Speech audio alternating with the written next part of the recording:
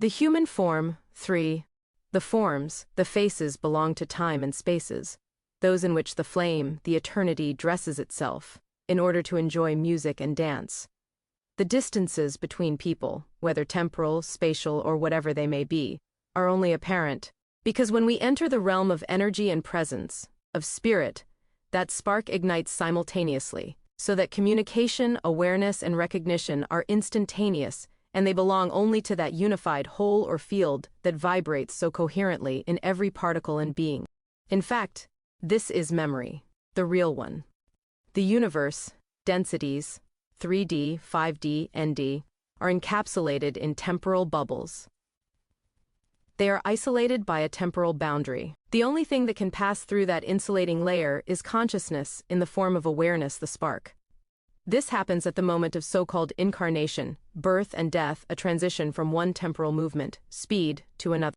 Matter itself is a concept maintained in form by the fact that consciousness is maintained at the same speed time by a large number of individualities and accepted as such, that is, perceived as such. In reality, everything is a field, a something with an existential depth that becomes more meaningful and rich in perception and experience the deeper you delve into it. Rituals are performed to activate and command the personal field in the physical plane. It is intention that actually guides and orders the substance of will in the subtle plane, reshaping, putting in order, its reality. When you perceive a distortion, you do not act on its effect, but on its cause, on the point where it occurred and where the distortion is located, commanding it to obey not you personally, as an entity separate from the whole, but the fundamental field that acts through you and in which you are permanently located. Rituals are actually the individualized way in which the coherence of the whole manifests itself through you and within you. It is not the system that makes you afraid to dare more and take risks at any cost. You are the one who does not assume your own completeness. The simple fact that you use pseudonyms, emoticons, and flowers instead of your name shows that you are hiding, that you do not yet have integrity, not because the name itself is important, but because the system is inside you. And you are the one who must collapse the system within yourself, affirming, "This is who I am. This is my truth." Truth needs real people, not pseudonyms. Life is made up of real people, not emoticons. No one will collapse the system for you, because it is your responsibility to yourself, not to anyone else, to do this. That is why you are here. No one can save you. You must get out of your own vicious circle on your own, through your own willpower. All are interposed memories, even our shared memories. Because we are I am, you are only in the present, here and now, neither tomorrow nor yesterday, here nor there. In fact, this is the very origin of the word present, presence. Even the fact that we are separated in space and time is an illusion, simply because it cannot be so. The only thing that exists in reality is communion, the inner communion of polarities, not with something or someone. The presence. When you feel that communion with someone, it is because that someone is also in that inner communion. That is why the only true way of communication is the state of presence. That's why people are so afraid of communion, because there's a deadly presence there. The primordial unity between masculine and feminine, the complete image, the united flame of polarities, has been transformed into a puzzle whose pieces have been scattered across times and spaces, sometimes different, transformed into past lives or parallels and alter egos. This also happens on an individual level, because that united flame is within you, in the most intimate corner of your being that you call home. What makes you feel lost or incomplete is the shame of being whole. That is, the intimate love between masculine and feminine that you are composed of, and that actually burns within you, that sacred continuum that you experience when you are happy. This is your mission, to bring yourself home, to remember to that intimate union from which you were conceived, not because someone made you that way, but because the one who is speaking to you now, and the one who is listening to these words, is that very unity that is calling you home. The moon is the mirror that twists our true, immediate perception of ourselves into images of ourselves, causing what we perceive to be the cause to actually be the effect, and vice versa. This gives rise to a space-time loop in which energy is trapped and confined in order to be milked. The single consciousness is perceived, it perceives itself as multiplicity. The moon is a milking machine. It makes women jealous of each other instead of perceiving themselves as self-sustaining individuals. A woman attacked by the moon matrix wants to be unique compared to other women, instead of being satisfied with herself and unique in her inner world. She sabotages her own brilliance. In men, intelligence is sabotaged, giving rise to ego and endless philosophical reflection and chatter about oneself. The moon distorts self-perception, falsifying it through fragmentation. It creates a mental screen in which you see things distorted and believe that is reality, without realizing that it is filtered and deformed. The moon is a bug or something that facilitates the emergence of that bug in human consciousness of what Native Americans call Wetiko, a cannibalistic spirit that embodies greed and excess and can possess human beings. This distortion and twisting makes hell, present here, a resonator, a junction point with it. If you are not aware, you create your own hell through reflection. The world you live in becomes hell because you yourself live in a personal hell, and the moon converts your own energy field back to you as punishment for not being good. That is why demons are a result of human creation, not beings that come from outside, although they seem to be, to torment you. She, the moon, helps you create your own trap, personalized. The moon is a device for multiplying suffering. In reality, energy is not trapped in the lunar field, but only trained to move repetitively, from one life to another, even from one day to another, with its memory erased, in order to repeat experiences, and those experiences, more or less painful, more or less happy, are what feed a container located in what theosophists call the eighth sphere, i.e., hell. Playing, juggling, and hiding behind colorful emoticons does not spare anyone from what is coming.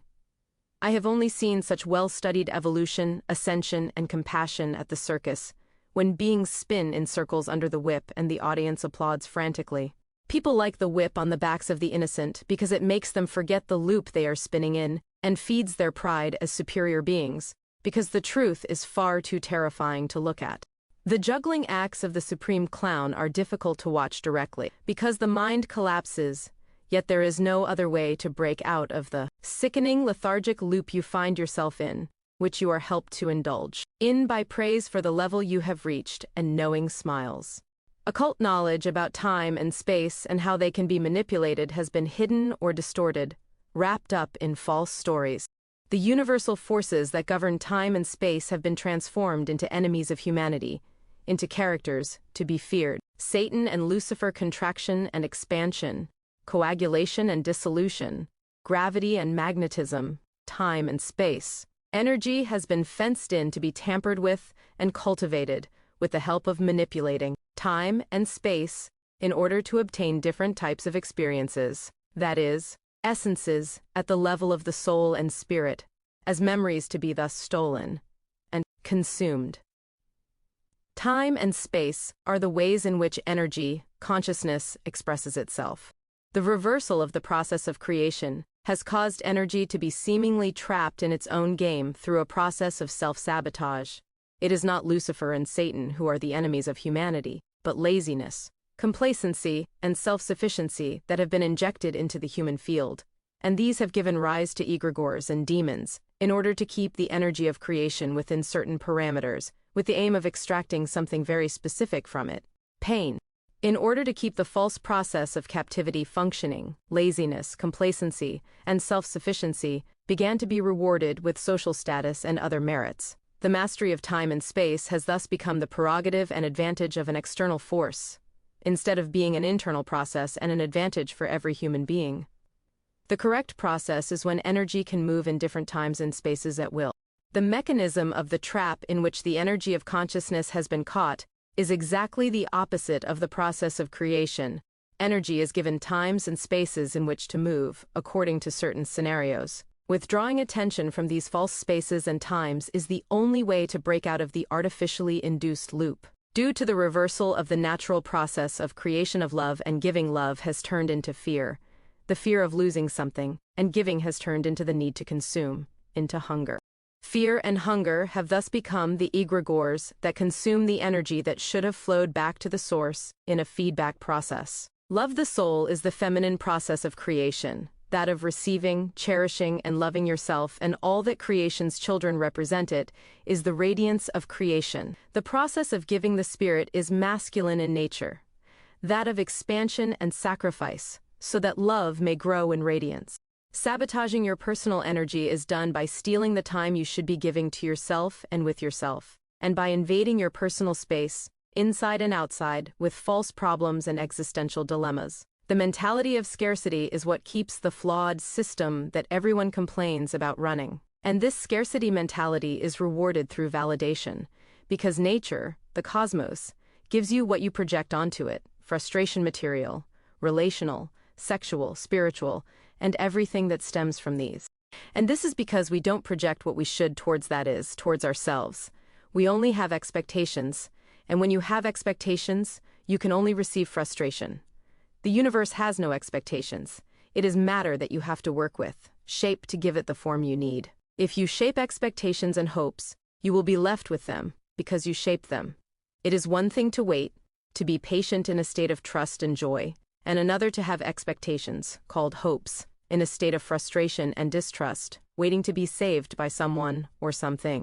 The tools of salvation are built from the matter of the existential field, with the help of intention. What matters most is what you emit. The emission is made through the spine, primarily in its lower part.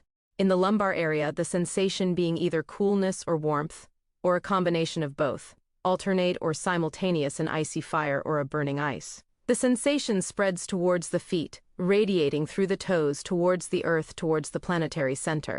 The more the sensation is pushed, expanded, and maintained towards the planetary center, through the toes, the more the energy will branch out and take root in the brain. In the cerebral area, the sky, to activate the heart center, the sensation must first be directed towards the earth. The cerebral brain, sky, and the planetary center will function as two poles between which the fire of intention moves. The more this string is extended and vibrant, the more the sensation will amplify and refine. For the intention to be enlivened in its true sense, it must touch the earth, be circulated through it. In the heart area, it manifests itself through a state of expansion, of encompassing everything, ever deeper. In the brain, the sensation becomes one of expansion, dilation, similar to orgasm, but much more subtle, like a diaphanous living light, and it has continuity.